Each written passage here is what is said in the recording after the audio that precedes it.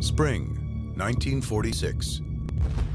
10 months after the end of World War II, an explosion rocked the Pacific off the coast of Hawaii. America had just destroyed one of Japan's most advanced weapon systems. I was a lookout. When I got to look through the periscope, it was a monster, believe me. Rather than a belated attack against the defeated Japanese, the sinking of this top-secret submarine was a preemptive measure for the looming Cold War, a brazen decision by the Americans to keep the sub out of Soviet hands. The plan worked, and the weapon lay undisturbed at the bottom of the ocean for 6 decades. Until a team of underwater explorers from the University of Hawaii located its remains. The discovery sparked a new examination of the long-forgotten super sub. It can go around Cape Horn, it can go around Cape of Good Hope. 37,000. That's right. This gave you enormous strategic options. You could basically attack anywhere in the world. This was a global weapon system. A system that defied conventional design and married the tactical advantages of sea and sky. As America scrambled to build nuclear bombs, and Germany experimented with powerful rockets, Japan hoped its secret weapon would change the course of the war.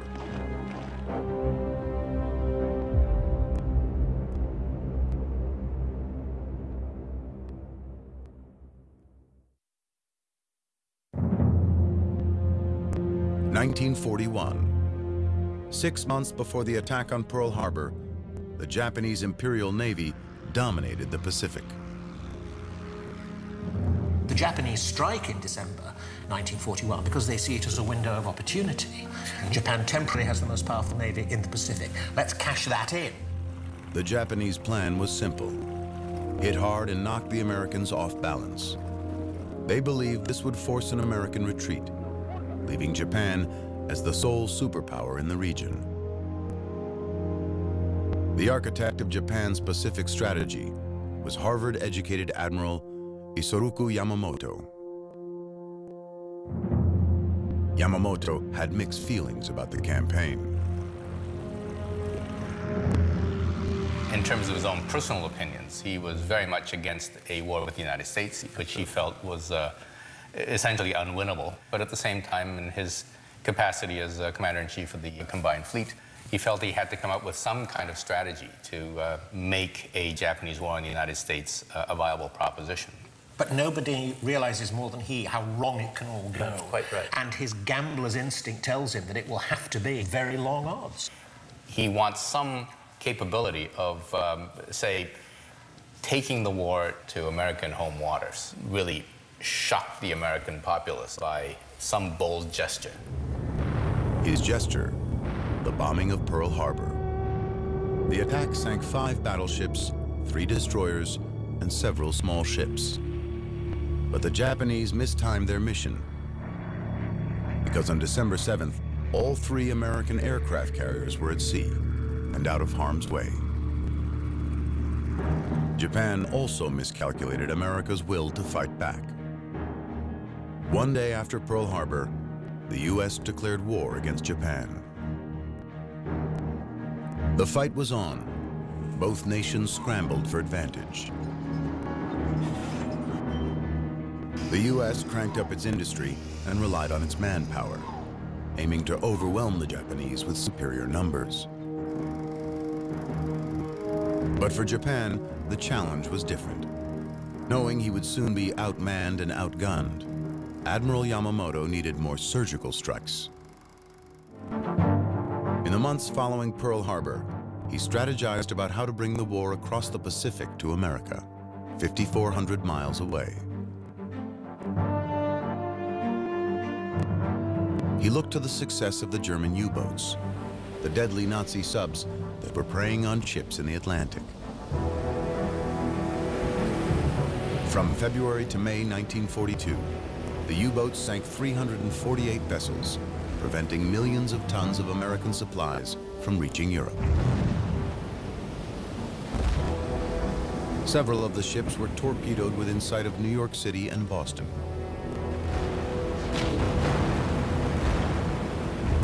If German subs could terrorize the U.S. East Coast, could Japanese subs do the same in the West?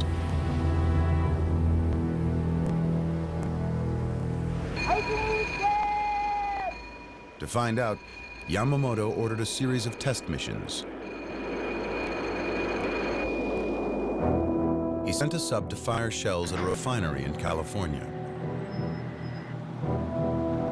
It didn't cause much damage, but did trigger fears of a Japanese invasion.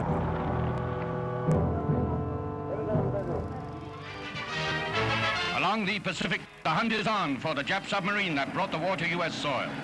Lying offshore, the Marauder opened up against oil refineries near the beach at Santa Barbara, a piece of shell made in Tokyo. It did little harm, but it was the first fired in this war against our own shores.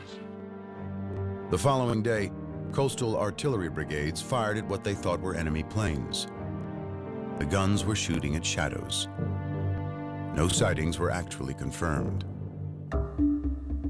But the panicked American reaction did signify to Yamamoto that his instincts were correct.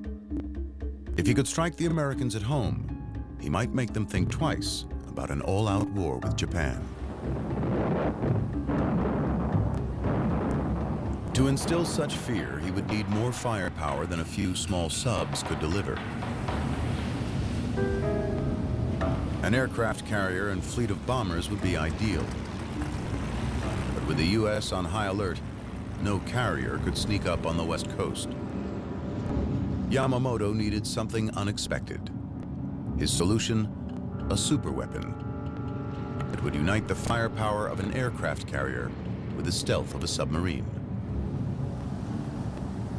If it could be built, his machine would rewrite the rules of warfare. The concept of putting a plane on a sub wasn't new, but conventional submarines of the day were only capable of carrying one small plane for reconnaissance and targeting. Yamamoto wanted sub-launched airplanes that could be used as an offensive weapon, not just a scout. He ordered another test mission. This time, a small submarine-launched aircraft dropped firebombs over Oregon in the hopes of sparking a forest fire. The fire failed to catch, but like the Santa Barbara mission, it confirmed that a submarine could slip past U.S. coastal defenses and strike unsuspecting civilian populations.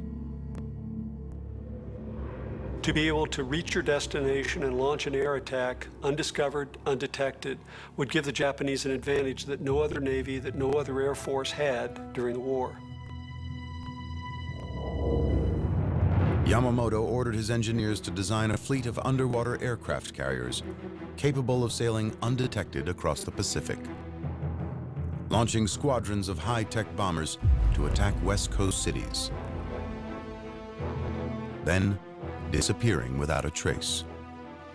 The admiral even expected his subs to be able to reach the East Coast. He hoped to terrorize America with attacks on New York City and possibly even Washington, D.C.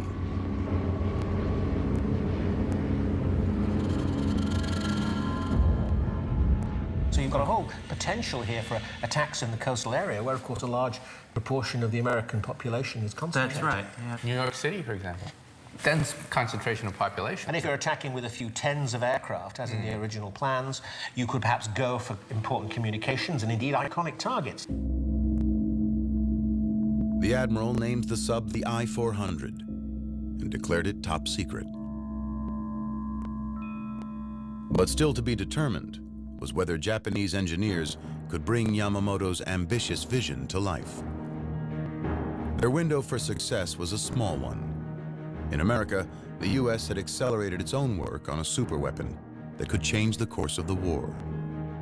The effort was codenamed the Manhattan Project.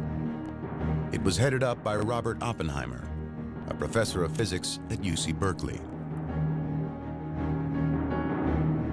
Oppenheimer gathered the nation's top engineers and physicists, challenging them to overcome the enormous technical complexities of splitting the atom and creating an atomic bomb.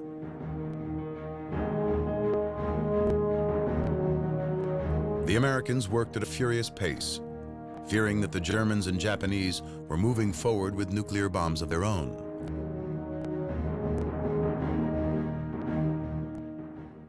Meanwhile, Japan's super submarine was running into obstacles.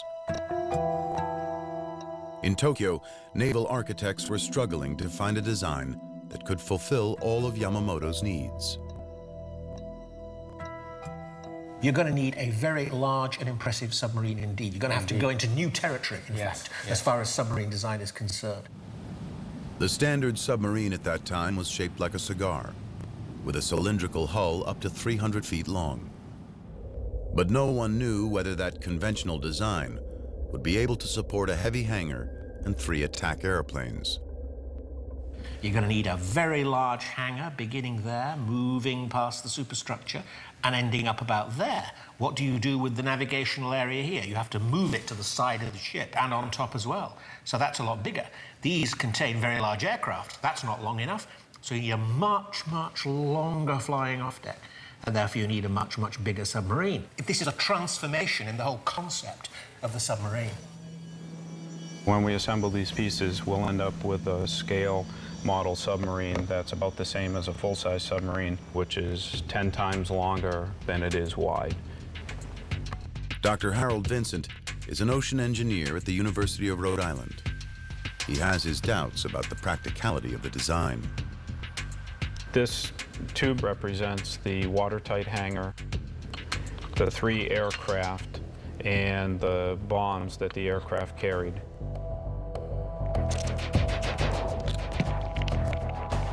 So we'll seal off the end of the hangar here. So let's see what happens when we put it in. Okay. Oh, geez. So that tilts right over with that on top. Capsizes right over and sinks. So therefore, they had to come up with some other method to be able to put a heavy hangar with all that aircraft up high out of the water. Adding the hangar to a conventional sub clearly wasn't the answer. The next seemingly obvious approach would have been to scale up the size of the central cylinder to lower the center of gravity. Well, a large single cylinder would be extremely heavy in weight, would have to have very thick walls in order to withstand sea pressure down to 300 or 330 feet. In order to hold this above the surface part of the submarine, totally stable, was simply impossible having this traditional submarine design. Tape up the other end, and then we can take these. The Japanese came up with an innovative alternative. So now we'll try this twin hull design.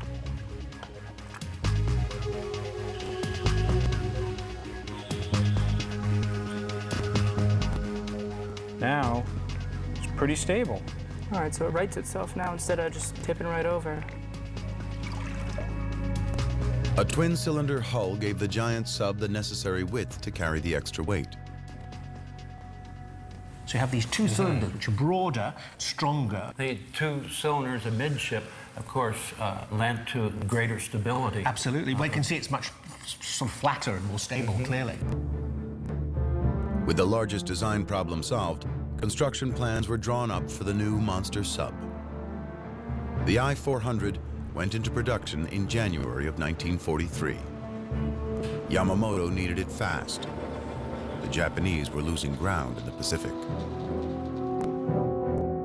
The previous June, Yamamoto had ordered a surprise attack on the American fleet at Midway Island, hoping to sink the aircraft carriers he had missed at Pearl Harbor.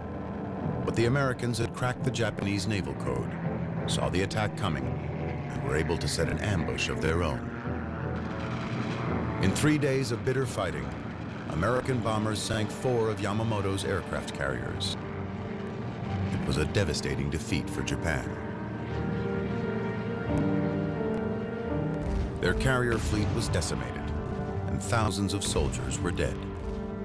The I-400s were now even more vital. But with serious shortages of steel and manpower in Japan, Yamamoto could only commission 18 of the giant submarines.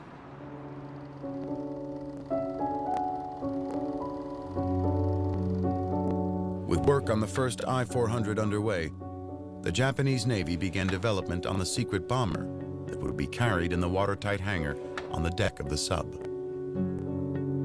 The plane was called the Seiran, meaning mist on a fair day.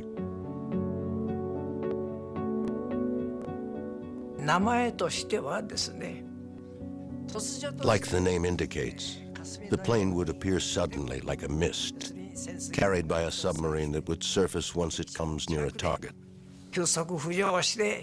moving like a ninja.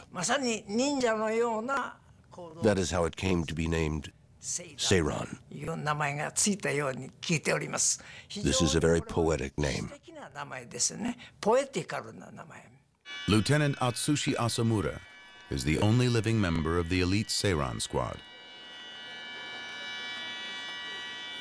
At an annual Shinto ceremony, he honors his lost comrades. He still recalls the excitement of being part of the top-secret project. We were very surprised when we saw the Seiran for the first time. I thought, is this really a plane that can be loaded onto a submarine? I believe not too many people knew about Seiran, even in the Japanese Navy. Many tests and repeated experiments were done in top secret. With a maximum speed of more than 200 miles per hour and the capacity to carry a 1,700-pound bomb, the newly designed Seiran would be an intimidating warplane. But the Japanese aircraft designers first had some technical puzzles to work through. Although the I-400 was wider than any other submarine of its day, the airplane hangar was only 11 feet in diameter. Here is the hangar on the I-400 into which this aircraft has to fit. And here we have a head-on view in the of same the scale, Seiran, in the same scale. Oh dear. You know, the fuselage will fit in there, but gosh, you've got the wings, you've got the tailplanes, and it doesn't fit. Exactly. To accommodate the tight quarters, the Japanese designed wings much like those on the Grumman Hellcat, the most potent aircraft carrier-based fighter in the U.S. arsenal. To minimize the Hellcat's profile for storage below decks, the wings rotated 90 degrees and folded back flat against the fuselage. The Seiran went even further.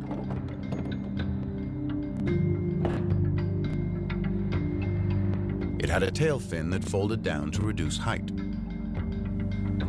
When we do all of that, It fits. it fits very neatly. Very neatly. But there was still one major problem the Japanese designers had to solve. Before the Seirans could be launched, their engines had to be warmed up, a process that took up to 20 minutes. Starting the engines in the hangar with the vessel submerged would have exposed the crew to deadly carbon monoxide fumes. But warming the engines on the surface meant exposing the sub to radar and air attacks. Once again, the engineers needed an innovative solution.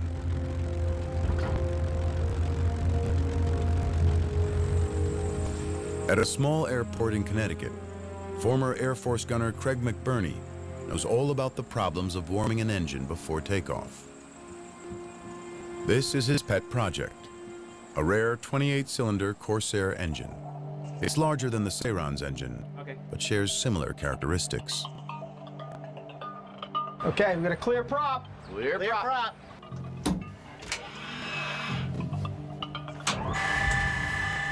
As with many World War II-era aircraft, starting the engine cold is a haphazard and messy affair. Batteries off. Right about now is when we start using bad language.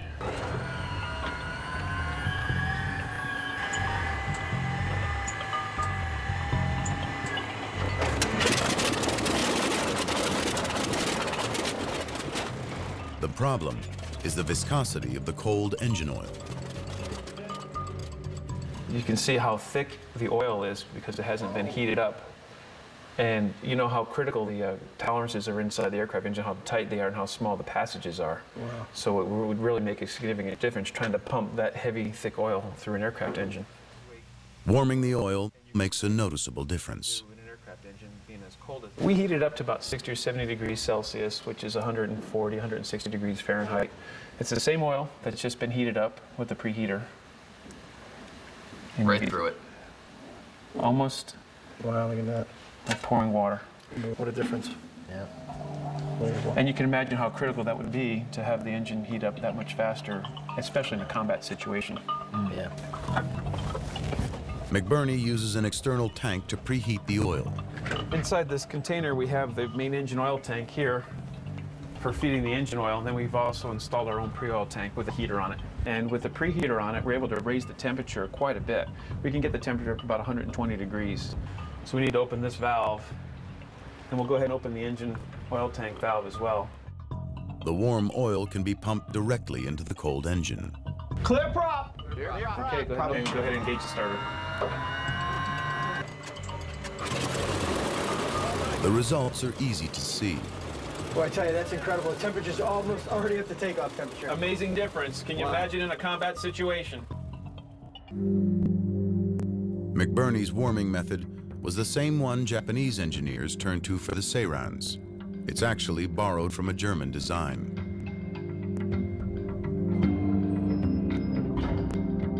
With the engine oil pre-warmed, the plane could be rolled out of the hangar onto the launch ramp. The engine started. The wings, tail, and horizontal stabilizers unfolded and locked into position. The floats attached, and the Submarine launched into the air. We would train very hard, trying to shorten the time it takes for the launch, even by a second. The first plane launches, then the second, and then the third. The goal is to launch all three planes as fast as we can. To get the Submarines back on board, the engineers designed a hydraulic crane to pluck the airplanes from the sea and hoist them onto the deck. With all the design problems solved, it looked as if the Japanese would be the first to get their superweapon into the war. But then in April of 1943, the I-400 program and the Japanese Navy suffered a devastating loss.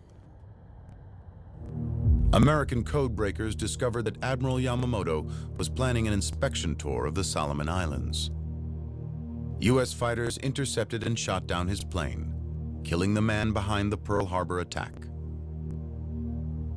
It was such a crushing blow to the Japanese Navy that it was a full month before they even announced Yamamoto's death to the Navy, much less the Japanese public.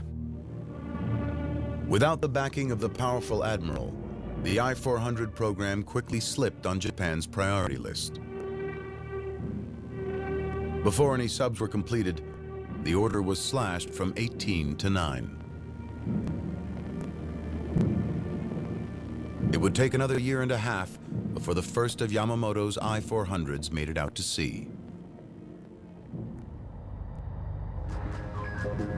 In December of 1944, the first I-400 was finally commissioned. A few months later, a second sub, the I-401, was ready to sail. The super sub carried 3 dive-bombing Submarines in a 65-foot-long hangar.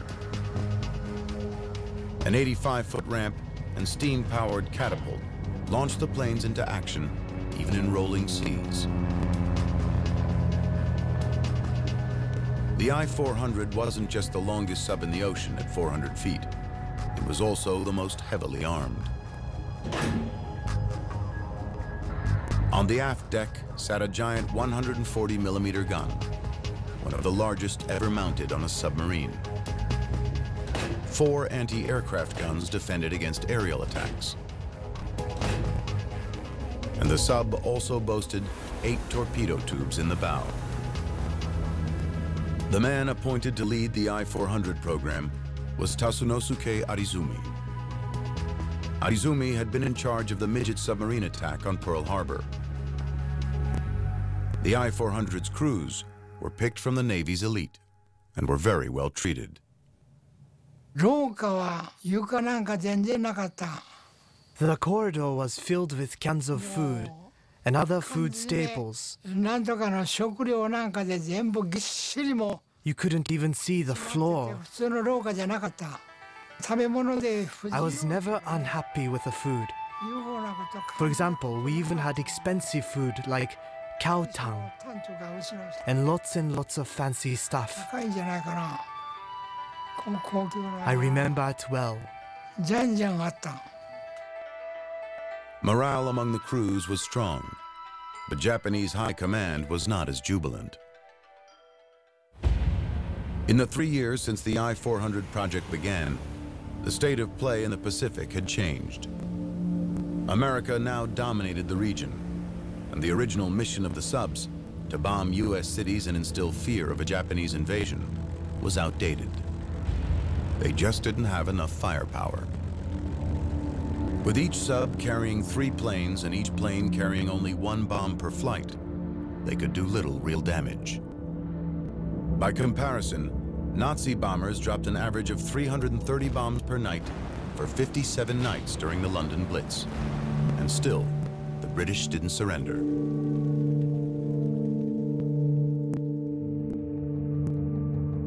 With a conventional bombing raid on U.S. cities out of the question, the Japanese needed another mission for the I-400s. They considered all options. As the Japanese were becoming frantic for any means of inflicting more pain on the United States, in an effort again to slow our advance or get us to negotiate a peace, the Japanese considered using germs against American cities. This was discussed, and the obvious means of delivering these would have been by submarine-launched aircraft, from the I-400s, from other submarines. In the spring of 1945, Vice Admiral Jisaburo Ozawa proposed a top-secret, controversial plan. He suggested using the Sairons to unleash biological weapons on the U.S. West Coast. Such an attack could kill thousands and create panic across America. Japan's biological weapons program was not new. Under the command of a military doctor named Shiro Ishii, a secret team had been experimenting on the Chinese since the 1930s. Plague-infested fleas bred in their lab had been unleashed into Chinese villages. They'd infected prisoners with anthrax and cholera. And they had injected men and women with venereal diseases. As many as 200,000 Chinese died as a result of these horrific experiments. The Japanese army was doing a lot of work on this in Manchuria, in pretty awful circumstances, actually. And certainly the Japanese Navy seems to have been interested in the use of anthrax in bombs. And the most radical elements within the Army or the Navy would advocate such a well, I would say, insane plan. There was little doubt that biological weapons dropped on an American city could cause enormous casualties. And sow panic among the American population far more effectively than conventional bombs. But a month later, cooler heads prevailed. General Yoshijiro Umetsu of the Imperial Army canceled the operation and declared germ warfare against the United States would escalate to war against all humanity. With a biological attack off the table, the Japanese High Command found a new mission for the I-400s, an attack on a key strategic target. The Panama Canal was absolutely crucial to the transferring of Atlantic naval forces to the Pacific Ocean. So Which is why the Japanese wanted to attack it. Well, of course, and we understood that. Any logical military scenario would want to attack the Panama Canal. If Japan could take out the canal, it would bring ship traffic to a halt and force the Allies to use the much longer route around Cape Horn. Japanese military planners and intelligence experts worked together to map out the attack. Plan went something like this: that this flotilla of submarines, four submarines carrying 10 aircraft, would come, keeping a due distance, having come a long way across the Pacific. Yep, 8,000 miles or so, yeah. Until they come to their launch point off Ecuador. Roughly about there. And then they surface and they launch their planes, 6 aircraft, as quickly as they can. And so as to surprise the enemy completely, they go off in completely a different direction. They fly across Colombia. All 3 of them. Then they turn sharply over here. Yeah. And then suddenly, and they perhaps dive to low level, they come down here towards the canal and hit it on its northern end in the locks here. The mission would be extremely hazardous for the I-400 fleet. Before striking the canal, the subs would have to navigate through waters swimming with Americans. By the summer of 1945, essentially the Pacific was an American lake, and so that meant it would be relatively difficult to get any kind of vessel safely into the area of the Panama Canal. But the Japanese did have one ace up their sleeves, a secret technology that the I-400's designers had borrowed from the Germans. A technology that could help them elude enemy sonar. Sonar works by bouncing sound waves off hard objects like ships. By measuring the time it takes for sound waves to travel to the target and back, the system can calculate its location. But the I-400s, like some German U-boats, were equipped with a new stealth shell designed to absorb sound waves instead of reflecting them. Called an anechoic coating, it was made up of rubber and asphalt tiles that dampened the sonar fingerprint of the subs as they slid through the water. These anechoic coatings did work remarkably well, and their details are still highly classified. For the I-400s, getting across the Pacific undetected was only step 1. Their targets, the Gatun locks on the Panama Canal, were heavily guarded by anti-aircraft guns. The Serons could come in above the gun's range, but that would make hitting the targets almost impossible. Those locks, the walls, were incredible structures of reinforced concrete that at the base were 50 to 60 feet thick. At the top, maybe 8, 10, 12 feet thick. The gates themselves, maybe 90 feet wide. They were 6, 7, 8 feet of steel thick. But from 13,000 feet, they would have looked like just a hair from that kind of altitude. The challenge of high-altitude bombing is easy to see. When a B-29 outfitted with a World War II-era bomb sight drops a half-dozen water bombs on a stationary target in the California desert. Not a single bomb hits home. The closest lands more than 500 feet away. For a target like the Gatun locks, anything less than almost a direct hit within a foot or 2 or 3 of the target would be a waste of energy. Given the relatively primitive bomb sights that the Japanese were using, their chances of being able to hit a target like that were pretty slim. And with only 6 planes carrying 1 bomb each, the Japanese knew there was no room for error. Keeping with Japanese military tradition, a decision was made to turn the attack into a one-way trip. The pilots were ordered to go kamikaze. By that point in time, just about all Japanese air missions were being flown as kamikaze missions, one-way missions, and the plan was to do the same here. Given our lack of resources at the time in Japan, we had no choice but to go kamikaze. I know it is controversial. Some people are against it.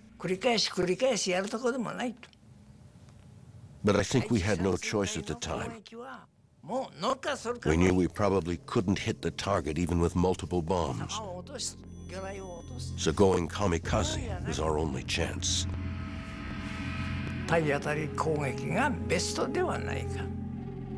The I-400's crews prepared for the Panama Canal mission, but the window of opportunity for the strike was closing fast. By the spring of 1945, America was already deciding on potential targets for the atomic bomb. Then the war arrived on Japanese soil, when Allied forces invaded the island of Okinawa.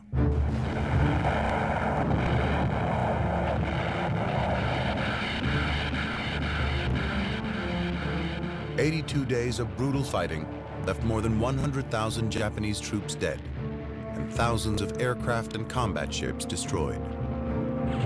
Vice Admiral Ozawa realized that a raid on the Panama Canal would be too little too late. The majority of American forces were already in the Pacific. So Ozawa changed the I-400's mission yet again. The new target was Ulithi Atoll, a staging area for the massive U.S. fleet preparing to invade Japan.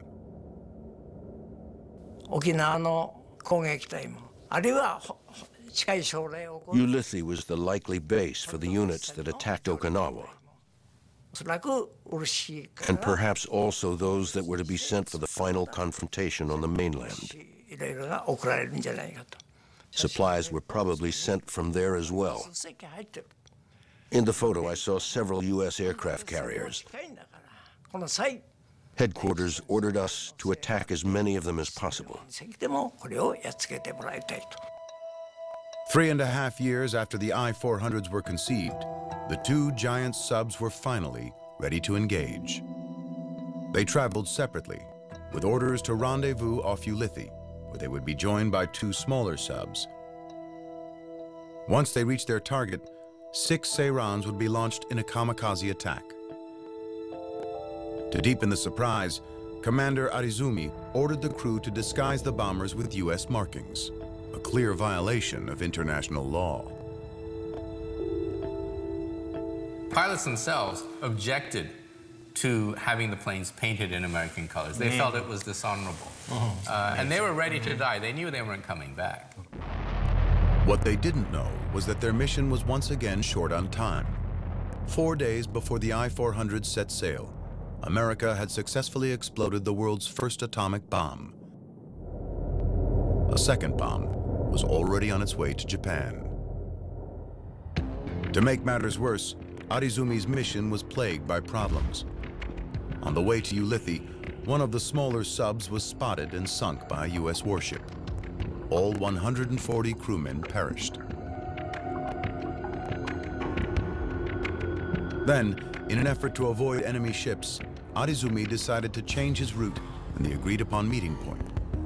But the message never got through to the other ships, and they missed the rendezvous.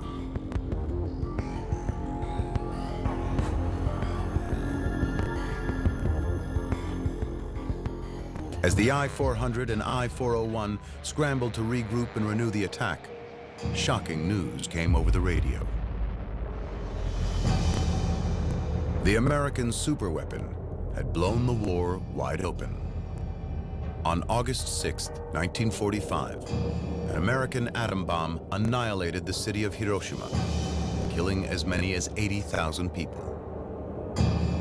On August 9th, a second bomb decimated Nagasaki. 40,000 died, and the city lay in ruins. 6 days later, Japan surrendered to the United States.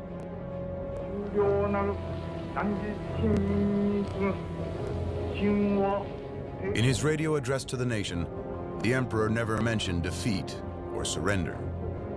Instead, he told his people, "We have to endure the unendurable and suffer the insufferable." The next day, on the 16th, we received a telegram ordering us to cease fire. Receiving this unthinkable telegram, we gradually grasped the reality.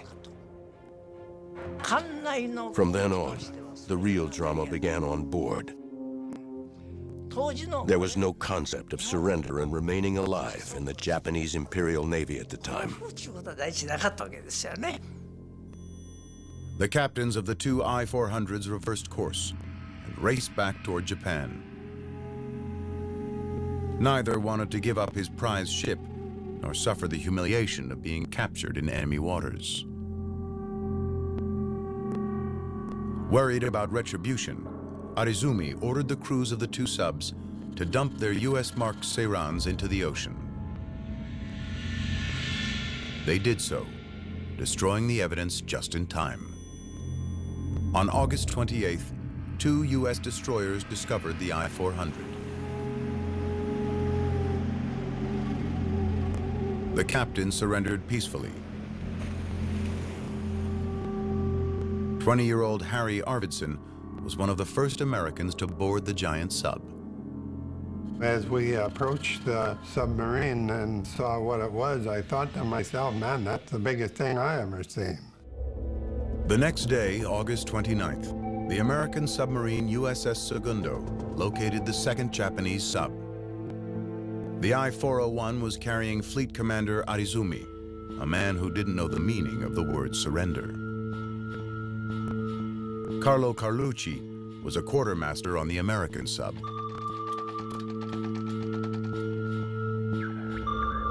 It had to be 3 or 4 o'clock in the morning, before daybreak.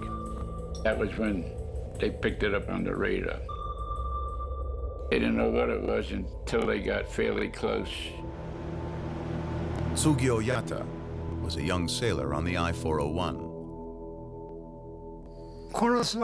We didn't want to give up this magnificent ship to the US. We thought it's a shame for it to be captured. Though the war was over, surrender did not come easy for the prideful Japanese sailors. Things were hot and cold. You never know, yes or no, whether they're going to shoot, not shoot. We were heading back to Japan, but we talked about how to prevent the Americans from taking the sub. So we talked about sinking it near the coast. But before the Japanese could carry out their plan, the sub's engines temporarily failed. The Segundo signaled for the massive sub to surrender. Arizumi refused. Several tense hours passed, with the Segundo's weapons trained on the I-401. Maneo Bando remembers the capture.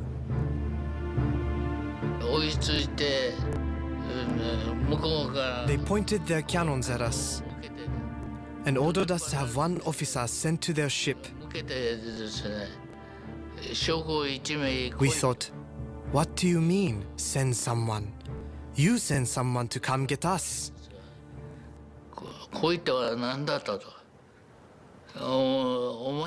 We insisted on displaying our pride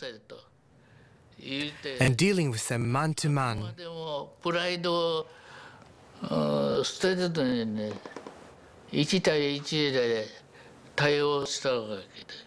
Because Bando spoke some English, he was picked to negotiate with the Americans.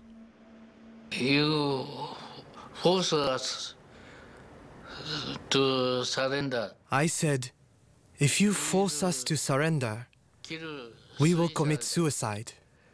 They said to me, harakiri, no good. They understood the term harakiri. Tokyo ordered the I-401 to surrender to the Segundo. Eventually, Commander Arizumi bowed to the inevitable. He had the black flag, the international naval signal of surrender, raised on his sub. For the proud commander, the humiliation was too much to bear. I went to get a cup of coffee and had just sat down I heard a loud bang. That was the suicide. The captain and I rushed inside, and we saw he'd taken his own life. I heard the captain say, he finally did it. Nearly 200 Japanese servicemen were taken prisoner that day. Sailors, pilots, and support crew.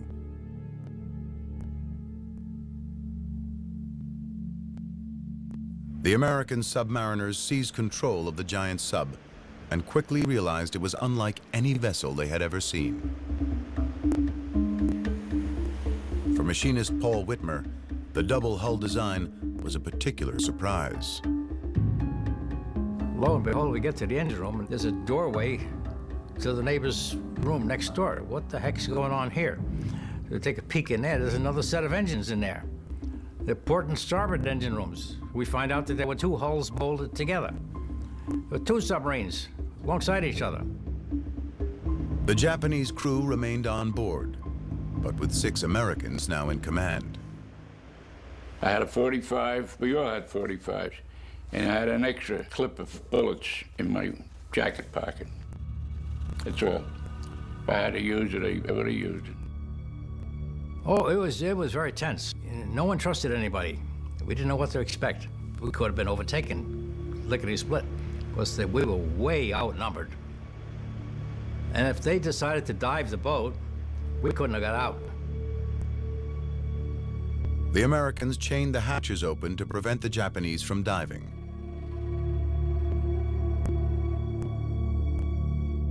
But as time passed, tensions slowly eased between the former enemies. They now had a common goal: to get the subs safely back to Tokyo. In the engine room, we had to learn how to communicate with the Japanese. You know, they had to teach us, and we had to teach them. We needed to know some of the words to describe an engine. Basic, elementary, grade school type communication.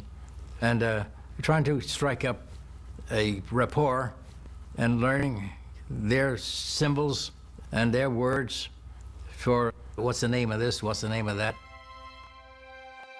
Both subs made it back to Tokyo, where the prisoners were released. For the Americans, the next step was to bring the unusual ships home for further study. In November of 1945, they departed Japan for Hawaii. They arrived in Pearl Harbor just after New Year's Day, 1946. Navy engineers immediately began inspecting and recording every detail of the super sub's design.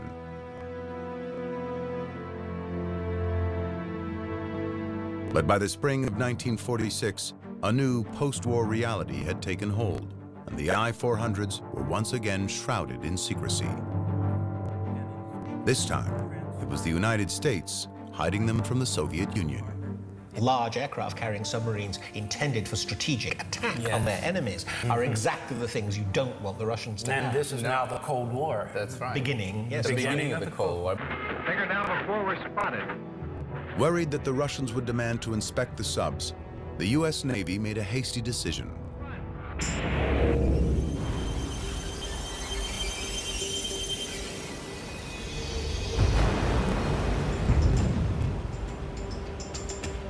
On May 31st, 1946, they sunk the I-400 off the coast of Pearl Harbor.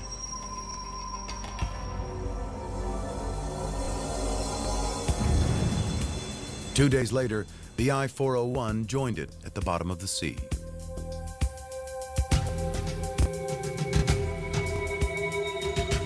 Two powerful weapons that never made it into battle, never had the chance to truly prove their worth.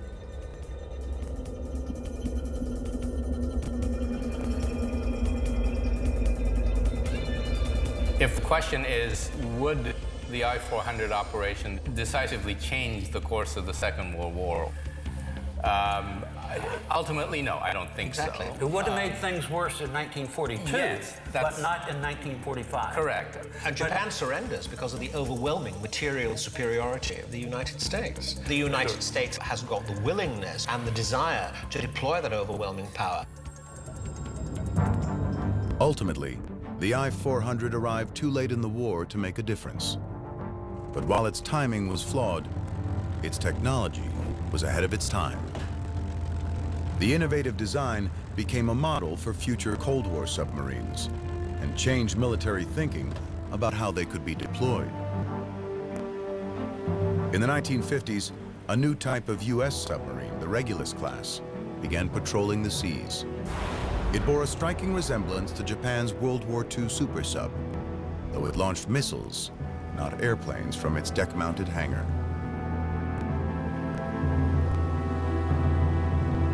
I don't believe anyone previously had looked at submarines as a means of attacking an enemy's cities. And this idea we see today in the primary nuclear weapons of the United States, France, Britain, and even Russia, being submarine-launched missiles to attack with nuclear warheads an enemy cities. Though we hope that their lethal force is never needed, each one of these powerful, stealthy submarines is a living testament to one of the greatest weapons that never did battle.